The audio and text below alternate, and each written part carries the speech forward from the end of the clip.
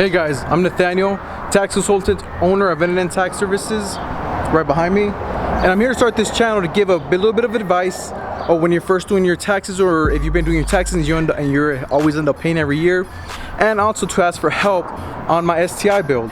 So I just recently purchased my STI and I'm trying to ask the public here to see if you guys can help me out where to find parts for the STI, see how to mod it for the lowest price possible, and to give some advice too on how it is, pros and cons of owning and daily driving an STI.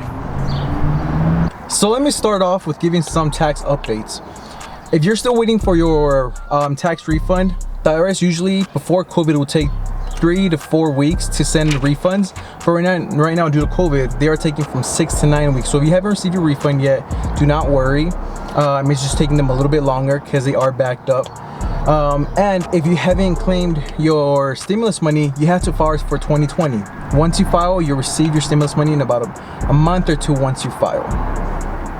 Another point I like to touch base on is when people ask me, should I file taxes? You should always file taxes, because if you make less than the standard deduction, which is different every year, this year for 2020 is $12,400. The number might be off by a little bit, but if you make less than $12,400, when you file for taxes, you're going to get most of that money back that they withheld on your taxes. When you have your W-2, you can check on your number 1, it says the total income that you made throughout the year, and your number 2, it says how much federal withheld. If you make less than the standard deduction, which is $12,400 this year, I believe, for 2020, if you file for taxes, you'll get most of that money back. I know I hear a lot of the times, well, I only made $4,000, I only made $5,000. Well, if you want to get whatever they withheld from you on your W-2 throughout the year, file for taxes. You'll get about $300, $400, depending on how much they withheld. If they withheld properly the amount every month, you should get about $400 to $500 back, plus some incentives from the state. So it's always good to file for taxes, even if you make less than the standard deduction of $12,400. It's always great because you will end up getting money back. So a second topic I'd like to touch on is a mistake I see a lot of people make, especially when they're young, when they just got hired for their first, second, or third job, and they don't know how to fill out their W-4 properly. This is where it says how much they're going to withhold on your taxes every month. The mistake a lot of young people make is putting themselves as an exemption or a dependent. This is a big no-no. You should always put 0. The reason is because when you put yourself as your dependent or an exemption, you are not paying federal tax dollars every month. What happens at the end of the year when you're filing for taxes, you owe. This is why a lot of young people always owe taxes at the end of the year. Even if you only make $15,000, $14,000, you either barely get any money back, you don't owe, or you end up owing because you're not paying taxes because you're claiming somebody. How this works is when you're filing for taxes and they say, okay, show me your dependent that you claim under your W-4, who's your dependent? You're like, well, I'm my dependent. And this cannot work, because to claim a dependent, you must have a social security number for them. You must have a relationship to them. Either they're your sons, nieces. They must pass the relationship test. And you do not pass that because you cannot claim yourself. So please, when you're filling out your W-4, claim 0. You will get taxed more, but at the end of the year, you might get some money back and you might not end up paying at least. And that's a win, when you're getting money back or when at least you don't pay. And the third topic I'd like to touch on is why single people end up paying more taxes than anybody else. Number 1 reason, we don't have dependents. You get up to $2,000 and this year up to $3,600 for having dependents. Being a parent is a good money maker this year, but only this year. 2, you probably don't own a home, even though it doesn't help you as much. If you make more than $25,000 a year, you might want to start putting on the side about 5 to 10% of each paycheck, because you will end up paying taxes because you're getting charged at a higher tax bracket. So just quick tip, if you make more than $25,000 a year, put something on the side that we have some saved up for taxes.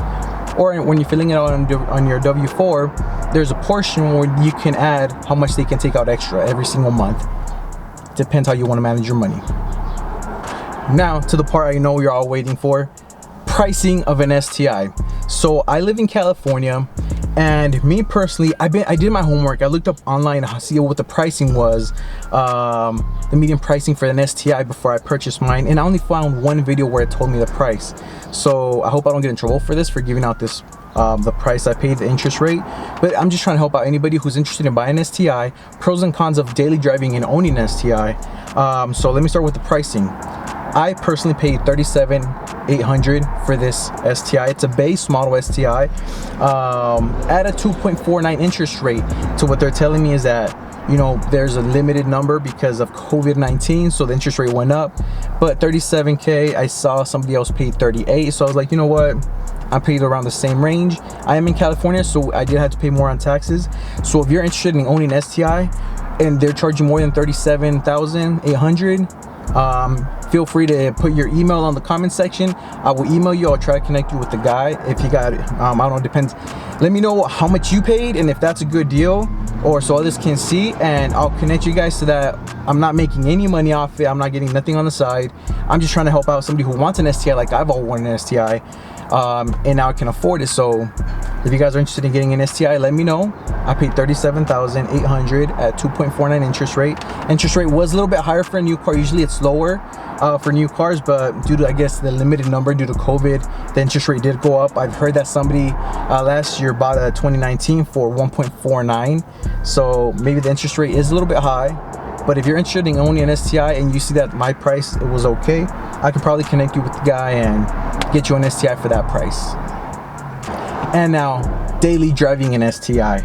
So when I did my homework before purchasing an STI, I did see a lot of reviews, a year of owning an STI reviews, and something that really I knew was going to be a big hit on my wallet, which it is, because I'm a notary, I'm an accountant, and I do taxes. So my job entails that I'm driving everywhere, and because I am starting my business, I'm doing a lot of the hustle right now of driving to people, trying to accommodate to them so I can make some money. So I do daily drive this vehicle, and in the 2 months I've owned it, I've already put 5,600 miles in it. I've spent around $1,400 just on fuel, especially with how high gas prices are, and you have to put the premium, and we're at $4.30 right now, $4.50. So I always fill it up at Costco as much as I can.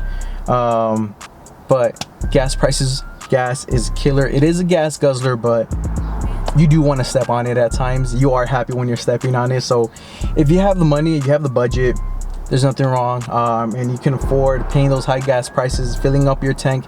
It's costing me about $60 every 3 days to fill it up, or every 2 days to fill it up. $60 at Costco, and if it's not at Costco, it's costing me about $65 to $66 to fill up at a regular gas station. So if you can afford it, get the STI. I did see a lot of reviews of WRX versus STI, but you know what? I'm happy because when I step on it, it takes off, and at the moment you're like, oh, the gas, but you know what? When you step on it and you just get sucked into that seat, it's worth it. It's worth every penny. And the two cons to owning an STI when you first buy it off the lot is the stock exhaust is too quiet to what I was expecting it to be. I saw videos and people were I was loving that Subi rumble. I was loving the sound of it, and when I got my STI, I was like, this is too quiet. I can't hear it. It was my first stick shift car, and I was just like, I can't hear it. With my windows up, I could barely hear it, so I had to roll the windows down to hear that Subi rumble, and I had to change that. So that's the first thing I did. Second was the radio. When you're driving the Subi, you want to have your windows down to get that fresh breeze to hear it, but the radio is not as loud as you would expect it to be. So I had my buddy, he hooked me up with the aftermarket radio speakers. He did tell me the speakers are really low, and that's the reason why. Yeah, I didn't have to put no amplifier, nothing extra, just changing the speakers. It really did improve the sound quality of this car, but it's my two cons that I really was upset about the Subi, but it's nothing that you can't fix on your own, you know, just letting you know. So if you're interested in owning a Subi, just know gas is gonna go up on your, make sure you have enough on your budget for gas. Insurance, I'm 30 and I'm paying $210 a month on insurance on this vehicle. Hopefully it goes down after I hit 31. And the sound, radio is not, you know, if you're not big on radio, it's been the same model for the last 5-6 years. Nothing's much changed, but hear the ambulance going through. Well, if you have any questions, I'll just wait till they get through. I guess something must have happened. I remember my EMT days. So if you have any questions, any tax questions, feel free to ask me and I'll answer them as fast as possible. Just be patient. I am starting this channel, so I want to help out as many people as I can.